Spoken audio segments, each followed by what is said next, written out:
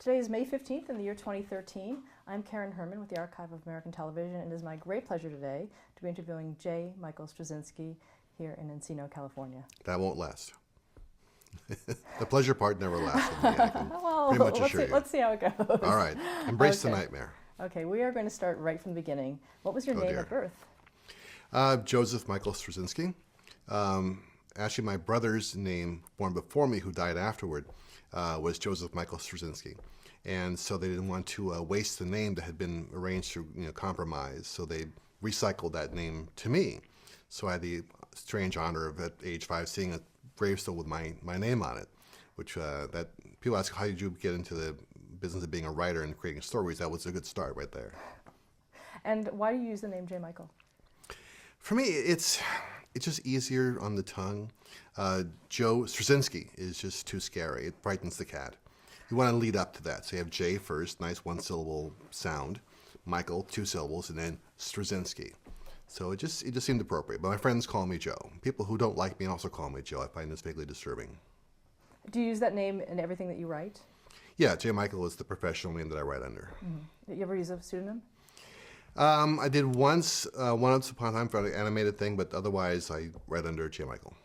When were you born? I was born July 17, 1954, and it's been downhill ever since. Where were you born?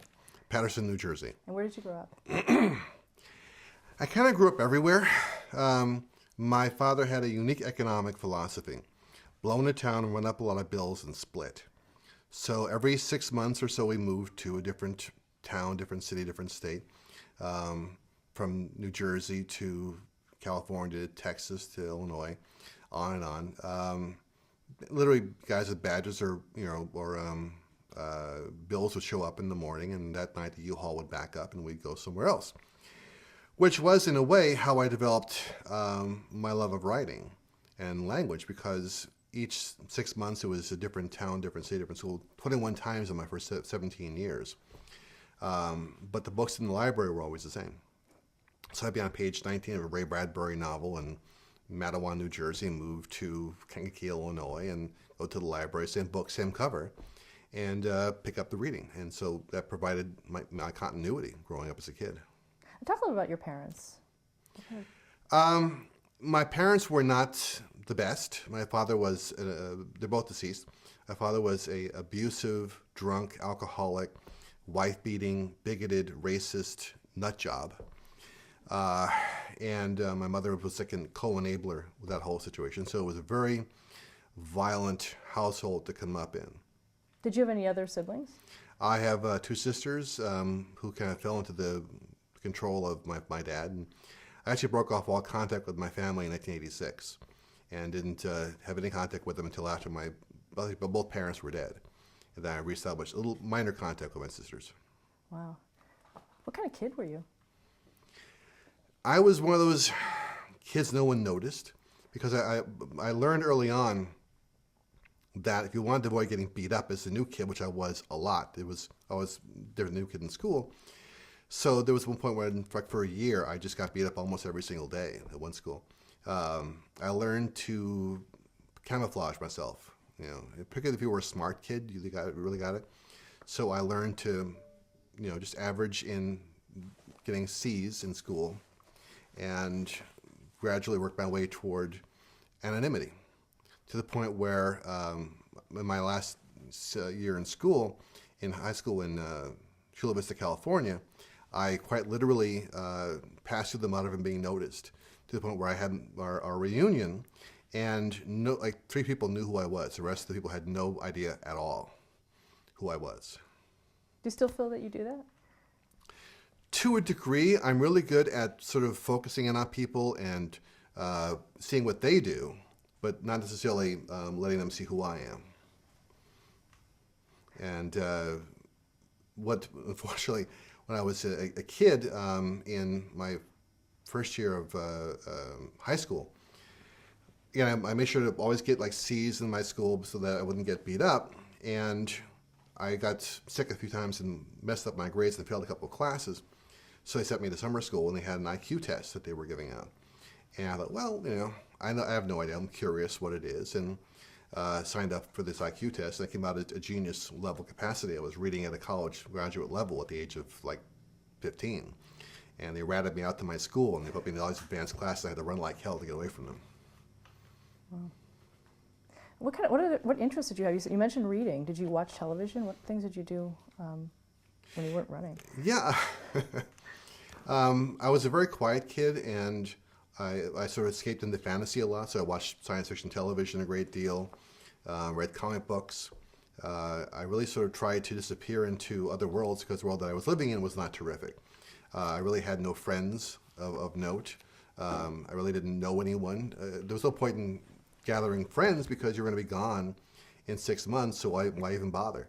So from birth through age 16, 17, I really had no friends. So what I had was television, comics, and books.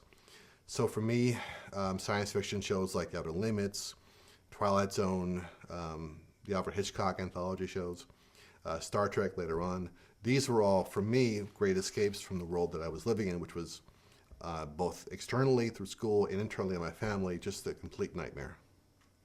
And when did you start writing? I knew I was going to be a writer pretty much from day one. Even as a small kid, people say, what do you want to be when you grow up? And I'd say, I'm a writer. Have you read anything yet? I'm not ready yet. I knew I had to get ready.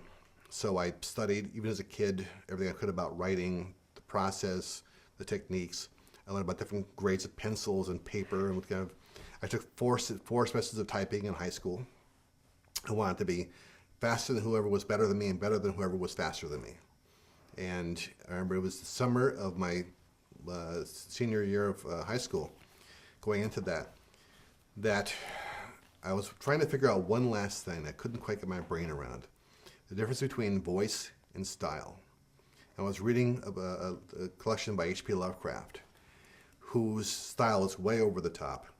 He's a horror writer from the 30s who was, very grandiose in expression. And suddenly it got what that distinction was. And when that happened, I felt this like mechanism unlock in my head.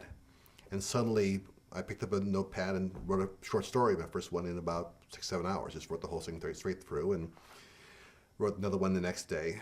And started essentially writing and selling in high school. The first things I had done, the school asked me to do little playlets around the campus based on science fiction movies and books. They asked me to do a play performed before the entire student body at an assembly, and started selling to little magazines and local papers by the time I was 17, 18 years old. Is there a story that you wrote that telegraphed some of the things that you did later? In the sense of? In the sense of character or world or anything like that? Were there little bits and pieces of things that we now would see in your work today? No, not really. To me, it's always just focusing on new worlds and different characters. So what a writer does is he looks at the world and puts things on this shelf that say, this is how I see the world now, and this is who I am at this point in my life. And so that when you're gone, people can pull it down off the shelf and look at it and understand that point of view. So the writer that I was at 18 saw the world in a very different way than I do now at age 58. Is there a book that you continually went back to in those years or even go back to today? Not a book per se. Coming up from pretty awful circumstances, I was told by everyone around me, you're never going to be a writer. You come from the streets. Writing was perceived to be sort of an ivory tower profession, guys with corduroy jackets and patches on the elbows. I wasn't that kind. I was a street rat. And one writer who really spoke to me, who came from similar circumstances, was Harlan Ellison, leading writer of science fiction, but also mainstream stuff as well. And he did all these great introductions to his work, talking about his own background as a writer and how he got into it and how he persevered. So for years and years, whenever I had doubts or wasn't sure about being able to go forward, I would go back to his introductions and read them. And I still read them to this day because they're very inspiring and really keep me focused on being a writer. And you eventually worked with him. Yeah, we became friends. There was a weird bump in between. I was living in a commune, religious commune, for a couple of years while I was in college, and I hit a point where my writing wasn't selling. I'd done some before that had sold, but now suddenly wasn't going anywhere. And I remembered that in one of his essays, he printed his phone number. I thought, this can't be his real phone number. It's got to be a gag. And Harlan is known to be this really sort of over-the-top, in-your-face, aggressive kind of guy. Well, I'm going to try calling this number just to see what happens. And I called the number. And rings, and I hear, yeah? Oh, Jesus. Now I'm screwed. Is this Harlan Ellison? Yeah, what do you want? Oh, shit. My name is Joe Straczynski. I'm a writer, and my stuff isn't selling, and maybe you had some advice, which is the stupidest thing to ask any writer, because there is no good answer to that question. It's like the question, what are you doing with my wife? There is no good answer to that question. And he says, your stuff isn't selling? I said, no, it's not. All right, here's what you do. Stop writing shit. If it wasn't shit, it would sell somewhere. My advice to you, stop writing shit. Thank you, Mr. Ellison. And I hung up the phone. Years and years and years later, we became friends, and I dared mentioning that conversation from years earlier. I said, do you remember that conversation? He recounted it exactly. He said, were you offended? I said, had you been wrong, I would have been offended. So he and I are good friends, and we have come to each other's salvation on many occasions. That's a great story. So you mentioned going to college. Where did you go? I went to 4 different colleges. After I graduated from Chula Vista High School, the 4th high school that I went to, I went to Kankakee Community College in Illinois, Richland College in Dallas, Texas, Southwestern College, Junior College in San Diego, Chula Vista, got my A. And from there went to San Diego State University, got a bachelor's in clinical psychology and one in sociology, and was then asked to leave the master's program because, as the counselor put it to me, our system isn't set up to handle GPAs with negative numbers. Because I was then making a living as a writer, I wasn't really going to class, and I ended up faking my master's graduation to get my parents off my back. I actually broke into the administrative offices and got my name put into the program and printed up, and told my parents I finished it a year early, and they showed up to the graduation, and I was there. I was in the program cap and gown. I had a friend forge for me a master's degree, and got out. You mentioned that you majored in psychology and sociology. Was that specific for your writing? It was specific to a degree. Those who I knew who had chosen to major in English or creative writing tended not to be writers. They tended to teach. And I thought, if I want to be a writer, I need to understand the human condition more than I need to understand the writing part in terms of what academia would like you to know. So I took my degrees in psychology and sociology and minors in philosophy and literature, and found it was very helpful in that respect. And it caused me a problem in one respect, only once. There was a semester when a writer named Norman Corwin was coming to teach at San Diego State University. And I had never heard that name before, but I looked him up in the library. And this was a man who had written a cantata for the United Nations, who was one of our country's most esteemed radio drama writer back in the 40s, had written On a Note of Triumph, aired on all 3 networks on VE Day. A writer is a writer. People like Rod Serling and Ray Bradbury and Walter Cronkite all learned to write by listening to Norman Corwin. I said, I have to learn from this man. That's all there is to it. Unfortunately, he was in the telecommunications and film department. Back then, you had to literally go to each department and collect his punch computer cards, get your schedule from that, and turn them in. If you weren't in that department, you couldn't get a card. Suffice to say, I got the 2 cards for the 2 classes he was teaching, undergraduate and graduate. I show up on the first day of class, and how I thought I would get away with this is anyone's guess, but I'm saying I'm very happy with myself. And this elegant, leonine, gray-haired figure, Boston born and bred, appears in the doorway and says, "Is there a Joe Straczynski here?" Really? "Can I see you outside?" Go outside, closes the door. "You're not supposed to be here, are you?" he says to me. I says, "Well, technically, no." "How did you get in? I understand you have to, get these cards. And you also had to submit a writing sample as well." And I said, "Well, the back door of the TCF office doesn't close properly. If you hit it just right, it'll pop open." You broke and entered the telecommunications and film department to get the control cards for my classes? I said, well, yeah, kind of. Why? That's why I said the research I'd done and I knew who he was. I wanted to learn from him. And I said, well, they want you gone. Not just from the classes, from the university, if at all possible. I said, I understand. That was a risk I was willing to take. He said, but I read your sample, and you're really quite good. You can't stay on as a student, but could you stay on as my teacher's assistant? You know, the other students could help learn from you as well as from me. So I can stay? Yes, you can stay. And that developed a friendship that went on for many, many years between us. I learned more in that year about being a writer and a human being than I had learned in the previous 20 years. What do you think is the most important thing you learned from him? In a way, it wasn't what I learned about writing that per se was the most important. The techniques I learned from him, the cheats, the ways of getting things across in language are hard to explain from the outside.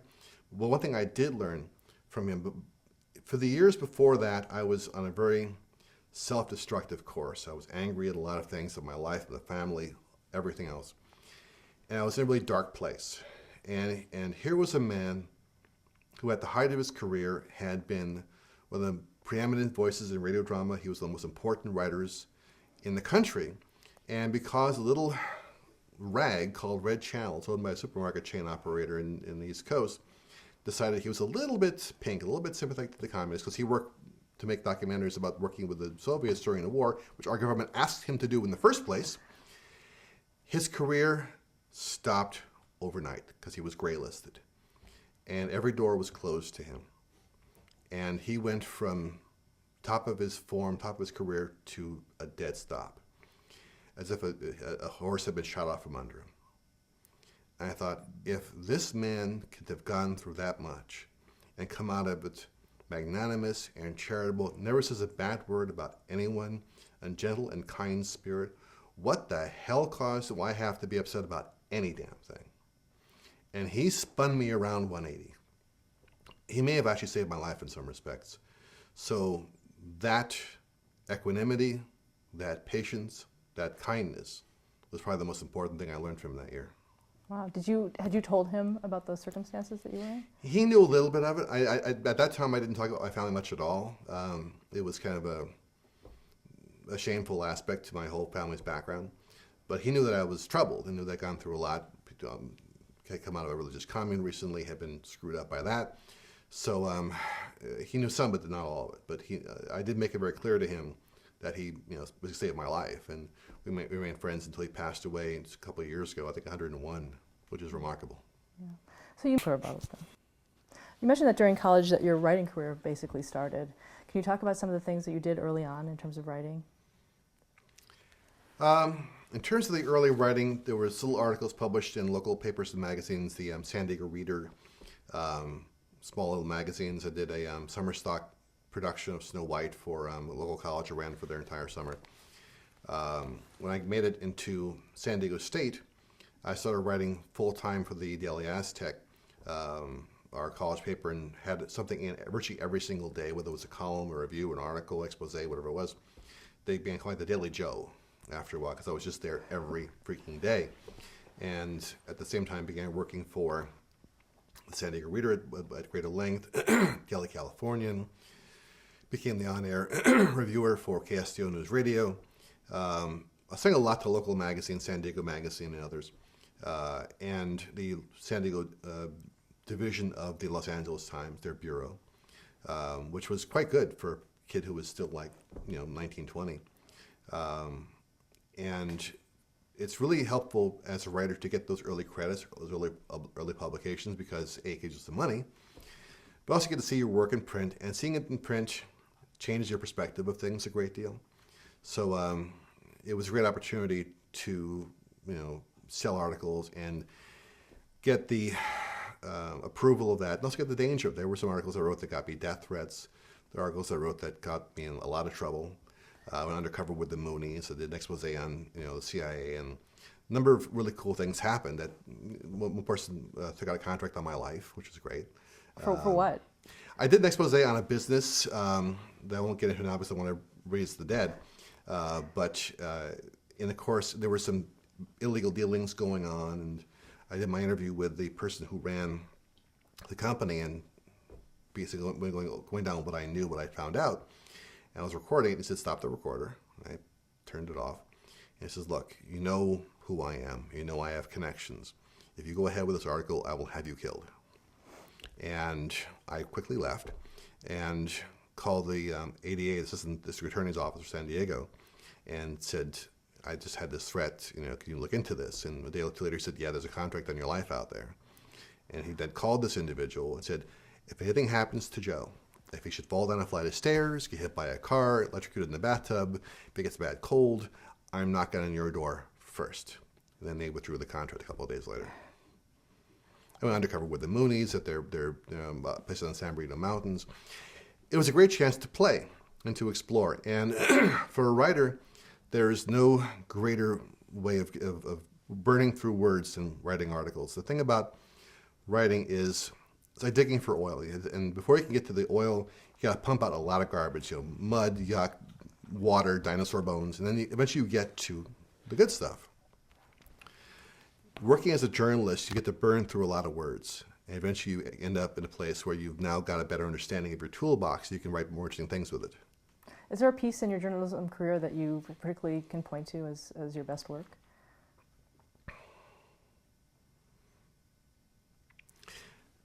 It'd be hard to pick out one piece. The best pieces were those that really, probably the one about the Moonies that I wrote, because that one caused the most trouble. I also broke the story about the CIA recruiting on campus, which was a big story back then. So I actually thought I was going to end up being a reporter for a long time. I thought that was going to be my first best destiny. But that was always running parallel to writing plays that were produced, local theaters in San Diego, and broadening out from there into more fiction areas. So I was kind of a mutt in that respect. But I loved writing, and I was didn't pay a lot of money. I was desperately poor most of the time, and hit a particularly bad track of things. And I also took photos to go with my article as a photojournalist. And a friend of mine offered to buy my camera, but said you have to hold on to it because I had no place to put it in my place. So he bought my camera 4 times.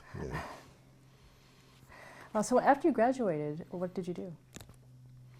After graduation, I continued to write for the LA Times until I had a falling out with them over a censorship issue, and broadened out again to more regional publications. Then I had an opportunity to come to LA using I got my first book contract on a book about script writing, which was, in many ways, if I think about it now, really arrogant of me to think that in my mid-20s I knew enough to write a book about script writing. But that's what the mid-20s are there for, is to be arrogant. So I got the contract for that, got a little bit of money. The woman I was seeing at the time, Catherine, also got a offer to work for Carl Sagan as a production assistant. So we kind of pooled our resources and moved to Los Angeles. And when I got up here, I began working for the LA Reader, for the Herald Examiner, which is a paper that's long gone but deeply missed, and other publications. And I ended up over at Time Incorporated, working for TV Cable Week and others. And I just reached a point finally about 1984, 85, when I realized I just can't do this anymore. I've been writing about other people my whole life, and I need to write my own stuff and follow my own stories. And I left journalism and spent a year and a half wandering in the wilderness, and then finally made it into animation. Was there something that set you off once you were at Time that turned you off journalism? I had a meeting with, how can I put this delicately? Every so often we had meetings with some of the staff. After I was done with TV Cable Week, I got shunted over to People magazine. And we would discuss stories we wanted to cover. And a woman telling me, media right, this one particular meeting, was discussing an article she wanted to write about a new national rape hotline. And the editor in the room said, well, rape's been very good to us, but do you have an angle on the rape thing? And I knew what that person meant, and what she meant. It was a woman saying it. It's, sleaze, sex, scandal, sales, the big S's. But a part of my soul rebelled deeply at hearing that. And my turn was next. I said, I don't really have anything. And I, at the end of the meeting, left the office and never came back. I just felt I have to get clean. I can't keep doing this anymore. Did you ever tell them why? No. It was purely a subjective moral decision, ethical decision. They would call and say, are you going to come in? I said, no, I'm done. I'm done. I had nothing to fall back on, no other resources. And it was a really, really hard year economically. And people kept saying, you should go back to reporting because you get some money. And I said, no, I'm done. Well, before we go into television, I do want to ask you about the book that you wrote on script writing. In terms of how you did the book and how once you were actually doing it for a living, if it glommed with what you had written. Having come from a wide range of genres and forms in my college years and afterward, I had written, produced plays. I had one play published in book form. I had a TV pilot that I wrote for a situation comedy that was produced. Most awful pilot in the history of really bad pilots. I had signed my first contract and written my first screenplay for a producer. So I had enough there to convince myself, if no one else, that I had an opinion. And so the book was broken down to those categories and also into the history of each area, the art, the craft, the marketing. And in retrospect, looking at it, not necessarily now because a lot of time has passed between then and 1983, I wrote the book, but the advice was mostly actually very, very valuable, I think. And what's interesting is that unbeknownst to me, around that same time, there were two writers then named Andy and Lana Larry, which at that time, Wachowski, who were trying to break into the writing business. And they began reading that book. And my column I wrote at the same time for Writer's Digest magazine, and credit those articles in that book for them learning how to write well enough to start doing their own things. And like Bound and The Matrix came out of that. So we're friends. So apparently it was useful, and a number of folks have said over the years that they became writers because of that book and what it gave them. So externally, I had validation that the advice was good. Now you mentioned a sitcom pilot. How did that come about? A guy I knew who had aspirations of being a producer, was doing a situation comedy that we're going to be shooting at KPFK, San Diego. And the script that he had in place didn't work. And I've always gotten calls from people saying at the last minute, I need something. Can you do a turn on quickly? So I'm fast. So I wrote this pilot called, worst name ever, Marty Sprinkle, for KPBS, about an advertising agency. And it is just wretched. It is the most awful thing ever written, I think, beyond worse than Plan 9, just awful. But they produced it and they aired it, and there were no restraining orders that resulted from it, which shows a lack of taste on the part of the American people. But it was my first television production. I also wrote for radio drama back then. I also wrote for Mutual Radio Theater and Alien Worlds, and had our own little radio production company going on down there as well. So that was part of that whole wave of sort of trying different forms. So how did you eventually really transition to television as a career? When I got to Los Angeles, I sort of got involved with the science fiction community of writers. And many of them were at that time working in animation. Shows like He-Man and G.I. Joe and Gem and all the toy-driven shows of that time. And I am a goofball in the sense that I like cartoons. I've always loved cartoons. My house is filled with cartoon artwork. And one of these shows was He-Man and the Masters of the Universe. And when I stopped being a journalist, I decided that I wanted to take a stab at writing animation. And looked at my friends for any advice they might have, and of course they all turned to smoke. Because there's a lot of competition amongst writers, which I think is ill-founded because no two writers have the same voice, so there's no point being competitive. Nonetheless, they were not of much help, so I had to find at a bookstore in Burbank. I found a sample of the animation script and learned the format. Wrote on spec an episode of He-Man and Masters of the Universe, and did everything wrong from there. I sent it off cold to Filmation, letter of introduction. It should not have even gone anywhere. But it chanced that the producer on the show, Arthur Nadell, read the script, liked it, called me in, and said, we can't buy this because we just bought a script that was very close to this in structure, but we're doing 65 half hours. We got a lot of space to fill. Could you write one for us on assignment? I said, yeah. So I wrote a half-hour episode, and they bought it, hired me to do 2 more, and then they said, would you like to come on staff? Yeah. So I ended up being hired as a staff writer on He-Man for a bit of part of a year, making more money than I'd ever seen before in my entire life. It was like $600 a week.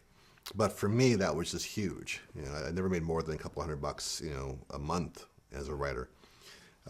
And was there for about a year, and then they brought on a new show called She-Ra that they wanted to have us do, and Larry DiTillio and I, who was a story editor on the show, created many of the characters together. We worked out the story arcs and all the rest of it. But we said, listen, we want credit for being story editors, and they wouldn't give us that because it wasn't covered by the union that handles animation writing, which is not the Writers Guild.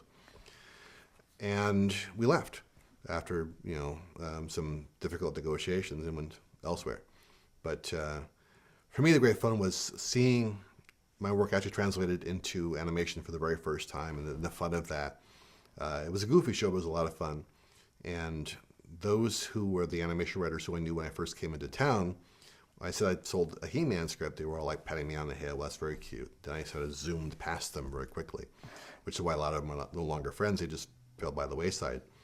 But it was fun. It was a chance to just write good stories, or what I thought were good stories anyway, much as the He-Man story can be a good story. And writing a good He-Man story is like taking 10 years to teach a pig to sing. At the end of the process, you have a singing pig. But it was still a lot of fun, and we often would declare war on each other in the offices and have great games, and we had competitions who could write the fastest, and I wrote a script in a day on an electric typewriter, which really pissed off Larry a lot. So it was a lot of fun. Were there any kind of rules that you had to follow, or any kind of merchandising things you had to do in terms of the show itself? They wanted us on He-Man to include the toys as much as humanly possible, which we tried to ignore wherever we could. And they also had a thing where they had to have a moral at the end of every episode, where they would explain what the moral of the show was. And it was so detached from the reality of what we were writing. They were just like stapled on to make the consultants happy. And on the second show, on She-Ra, they brought in actual psychologists to work on the show, who really said ridiculous things like, kids won't accept a female action character who hits. She should like spin and throw things, but not actually hit anybody or kick anybody. And says, no, little girls actually like that, and a lot of fights took place over that topic and stuff. But that aside, it was a lot of fun. Were you writing to kids? To a degree, I think every writer writes for themselves, and fortunately, I like cartoons. So for me to write for that show, I was just writing stuff that I thought was kind of goofy and fun, and kids apparently got it, and adults also liked the writing for the most part. So yeah, I've always kind of written for myself, not for the audience. And where did you go from there? From there, I went to Deke Entertainment and worked briefly on a show called Jason and the Wheeled Warriors, also a dumb title for a show. But while I was doing that, Deke was getting ready to do a cartoon series based on the movie Ghostbusters. And the 2 story editors they had brought on initially to run both the 13-episode network show and the 65-episode syndicated show hadn't realized they were going to be doing 78 episodes, and decided they couldn't pull that off. And I was plucked out from the rank of other writers by Jean Chalopin, the French gentleman who ran the studio, called me into his office and said of Amy Simon and Jenny Trias over at ABC, I have told Jenny and Amy, you are the funny man. Do not make me the liar. And they hired me on Ghostbusters. And that was probably the most fun I'd ever had on anything up to that point, because I was writing for adults, so didn't worry about, kid writing at all. We got to go into science fiction, fantasy, the supernatural, whatever we wanted to do story-wise. The producers, Joe Metchuk and Michael Gross, backed us in 100%. We could get as obscure as we wanted. We could get as dark as we wanted. We could do things about myth and mythology and fallen gods. They were okay with all of it. It was a great amount of fun. I wrote something like 13 episodes of that and story edited the other 78, and it was a hoot and a half. Yeah. Talk a little about story editing and what that entailed for you. In terms of story editing, that's kind of the fun, but also the hassle of working on a show, because you write a Bible for a show you're working on, and then you have sort of sample stories in the direction. Then you bring in writers who you know and respect, who never hired you for anything, but you hire them. And they pitch at you stories they want to tell in script form.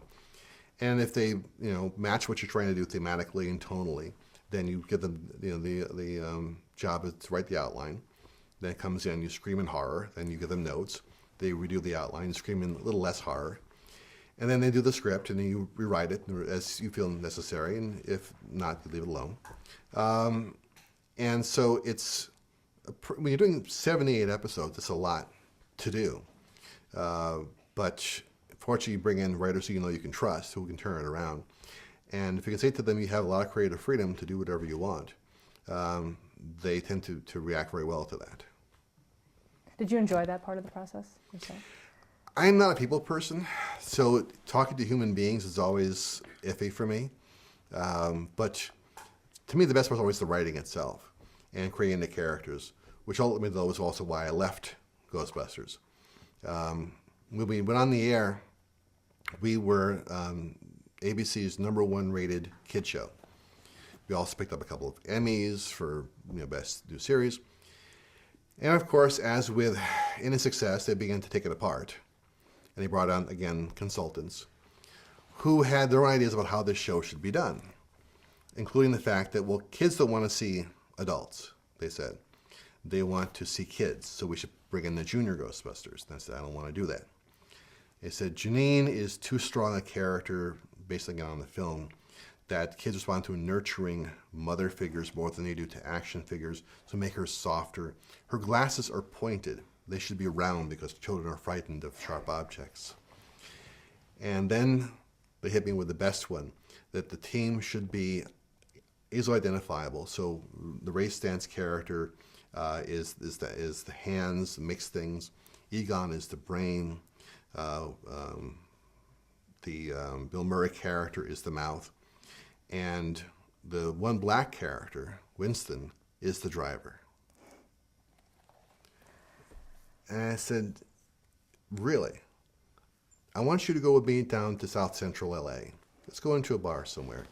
And you repeat that in front of a large group of African American individuals. And let's see if they let you live. If they do, then we can do that story. So I refused any part of it, particularly the turning Janine into a mother character, and I walked off the show rather than do that. And they then proceeded to do their version, which sank like a stone in the ratings to the point where they finally called me back and said, listen, can you bring us some episodes that will bring us back to where we were, provided I write it my way and not your way. And no junior Ghostbusters, I want to truck over them if they're in my episode. And I write Janine the way she should be. We've changed her, so I can fix that. So I wrote an episode where she discovers that she's been possessed by a demon that keeps wanting her to keep making over her appearance to try and be more attractive. Because often women have a self-image problem. It was feeding off of that. And by the episode, I moved her back to what she had been before, or at least closer to it, called Janine, You've Changed. I'm kind of a pain in the ass. I tend to draw a line in the sand a lot on shows I work on, and I've walked off more shows than I've just left amicably.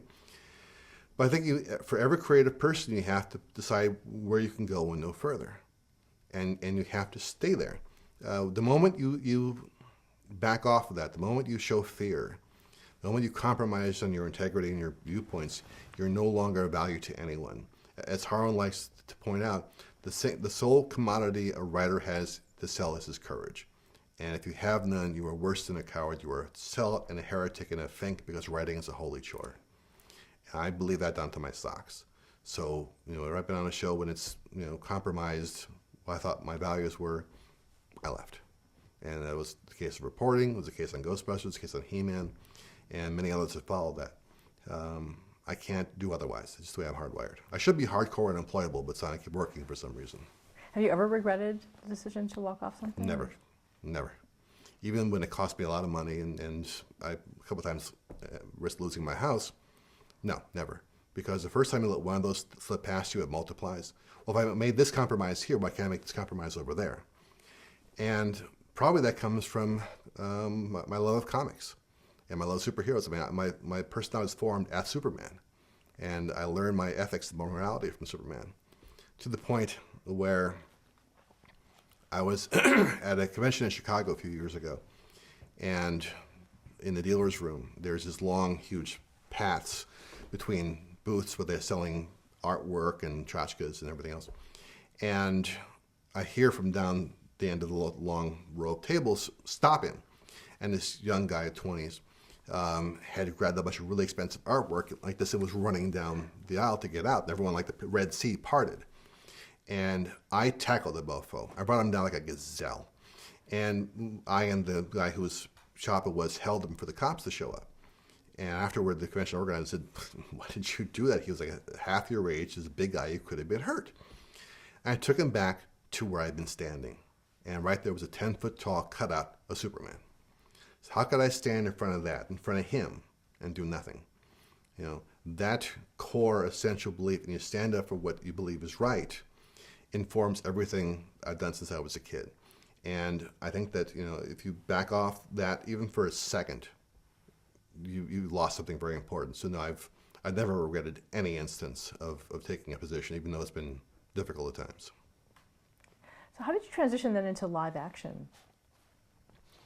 The transition to live action was slow and incremental. While I was working on Ghostbusters, I wrote a spec script for Twilight Zone, which was then being done by Harlan and a bunch of others. By the time I got there, Harlan had moved on, and I wrote a spec, which some of the story editors liked enough to bring me in to talk about another assignment. And I sold one episode, which they revised heavily, then ended up going back to what I had written for the most part anyway. Based on that, I got hired on a show, again, toy-driven, worst name also in the history of bad names, Captain Power and the Soldiers of the Future. They were all like that. Jason and the Wheeled Warriors, He-Man Masters of the Universe, Captain Power, Soldiers of the Future. They were all that kind of convoluted, stupid, dopey name. Do you know why they named them like that? I don't know why they named it. It's because He-Man did it first. It had that pattern, He-Man and the.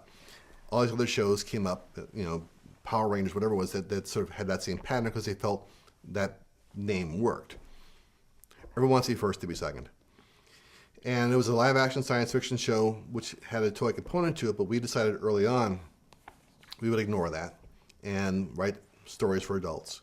And we did a very dark, very serious, post-apocalyptic show, which Roger Ebert actually, said this is like a terrific series. It's not meant for kids. This is an adult show, and some of the best science fiction he's seen on television in a long time. And again, we got hit with consultants because it was considered to be a very violent show, a lot of action to it. And one consultant, one person complaining about us, said, "Listen, hire me and I'll stop complaining about the show." And we did. And that person suddenly, they've changed the show enormously. It's 100% different now. And we didn't change anything, but we were paying this person off. And that made things better. But by the end of the season, Mattel had said we want more toy input, we want more creative input, more creative control. And again, I said, I can't do that.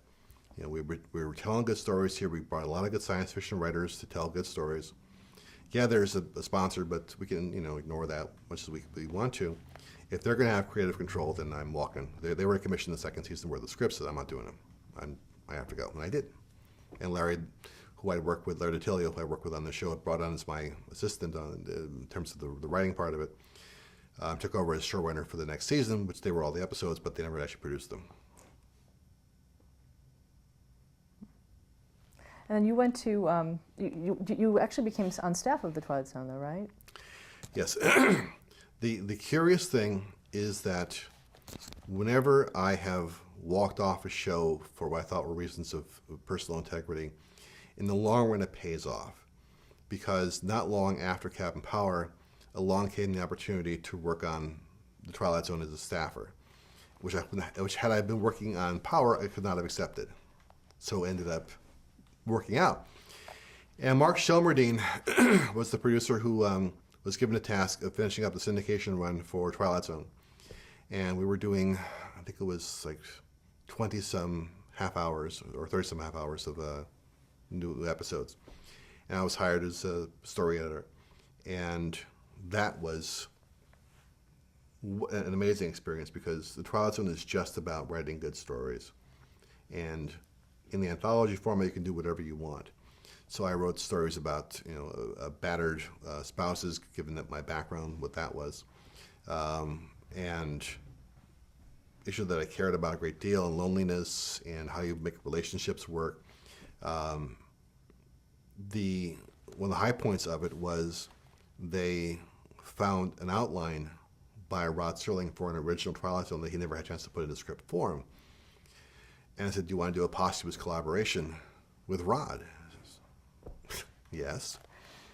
So I got to read the outline, and the thing about outlines you learn is that they're written just for the studio and for the network. They've never been to a publication. Despite that, every line of the outline was a polished gem. He's describing at one point, the script is called Arcelina is Dying, and he's describing a room where an old woman is dying. He says, paneled walls polished by darkness. I could sit there for a year and not come up with that. And I busted my butt to write it in Rod's voice as much as I humanly could. And one of my great compliments of all time was when Carol Serling said it sounded as if Rod had written it, which I thought was just a high point for me. But going back to what you said earlier about the fun part about story editing and how it relates to Twilight Zone, we would get writers in to pitch stories that were often just wrong for us. They were based on a notion of the snap ending, which they were all robots, or they were all dead. We've seen it 100 times.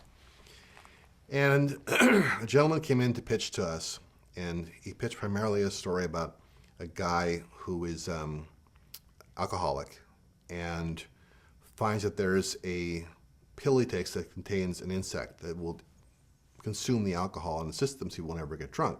But things kind of get out of control after that. And like I said, my producer wasn't terribly impressed by him or the story, and the writer went out the door and said, no, let me bring him back in for a second. Brought him back into the room and said, why do you want to tell this story? He said, well, alcohol is an important subject, and I feel like I can do a good story. No. Why do you want to tell this story? And it took a while to sort of file down to the truth. But when I got there, his dad was an alcoholic and had, this was his way of trying to resolve some of those issues. He leaves. I say to Mark Shelmerdine, we have got to buy this script from this guy because he burns. He's on fire. He cares about this story. He's passionate about it, which is, to me, is the most important thing for any writer, to be passionate about what you write. He will do a good script for us. Please give him the assignment. And I fought and fought and fought. They finally gave him the assignment. And we produced it, and it won a Scott Newman Award. It was one of our better episodes.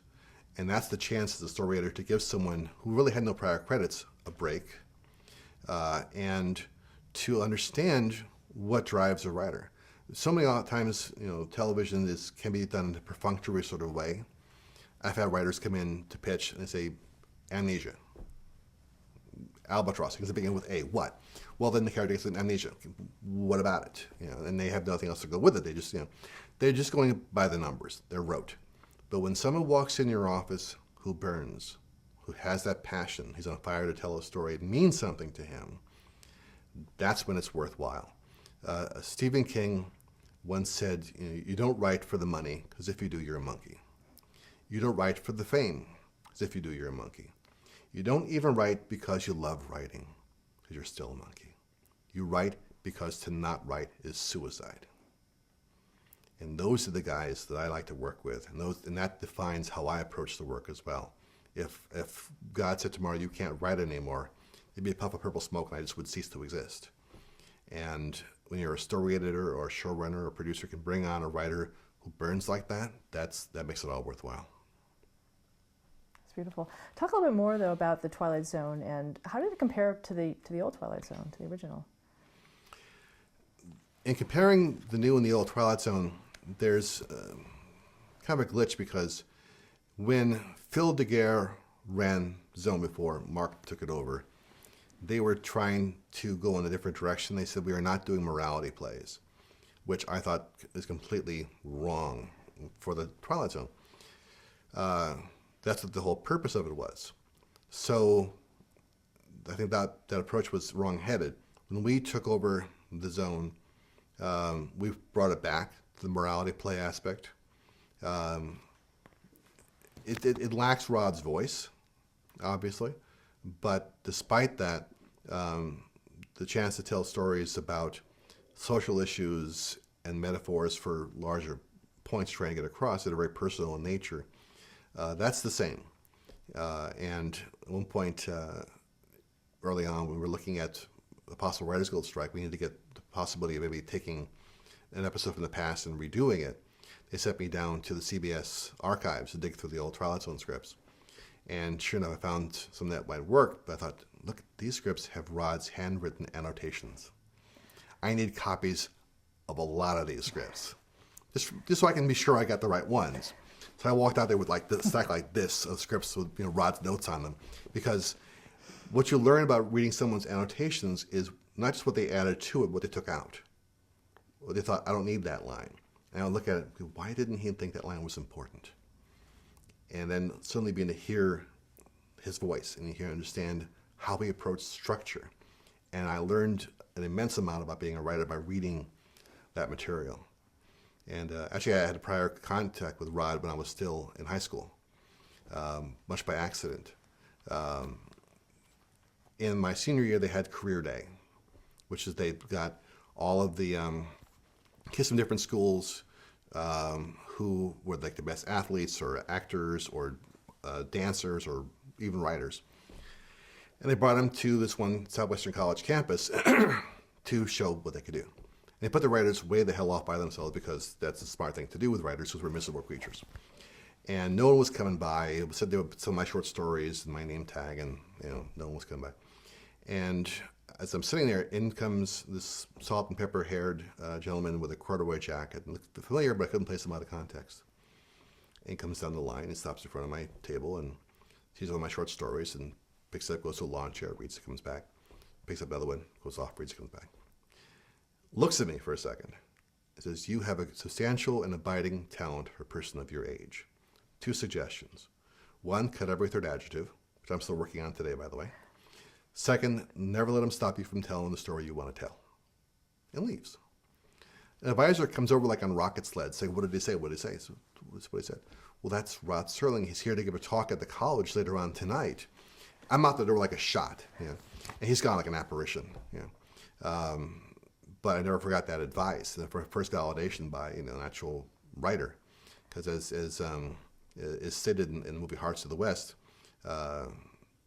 you're a writer when a writer says you're a writer. So that was a great validation to me. But so there, to come around full circle with Rod in Twilight Zone was just a great opportunity, and to actually then take his script and bring it to life was terrific fun. That's amazing. It's really chills. Are there any stories that you wrote from scratch on the Twilight Zone that are among your favorites? Yeah, probably the most favorite, there's 2. One is Acts of Terror. It's about a woman who is a beaten, battered wife who gets a gift of a porcelain dog from her sister, which began manifesting itself as a real dog to protect her. It actually embodies her own rage. And I got to work out a lot of my own personal issues about my own family in that script. And ended up being used in a lot of battered women's shelters, as a matter of fact, to help deal with confronting your own rage and accepting your own rage. The other one was Dream Me a Life. Eddie Albert was in this one about a guy who lost his wife and is in a retirement home, has never quite reconciled himself to that loss, and began sharing the dreams of a woman down the hall who was in a catatonic state. And she is in her dreams seeing something that's trying to come through her door, and she's terrified by it, is asking him to help, and he wakes up, having shared those dreams in that moment. And in a way, this is also a good example, too, of how a writer can go wrong and then right. When I did the episode originally, there was, the scary thing behind the door, and he was saving her from it, and then she woke up out of the catatonia, and they became involved. And I showed it to my wife at the time, Catherine, who said, what do you mean, It's all right, but the monster behind the door is kind of the expected thing. I go, well, it's a fine script. It's perfectly reasonable. It's fine. And I kept chewing on it afterwards. No, she's right. Damn it, she's right. So I thought about it some more and thought, wait a second. What if what's behind the door is not something she's trying to keep out but keep in? It's the memory of her own dead husband, which she will not let go of and will not go back to living a life because she's still holding on to that memory. And he helps to free that. They can have their moment of, I loved you and you have to let me go now.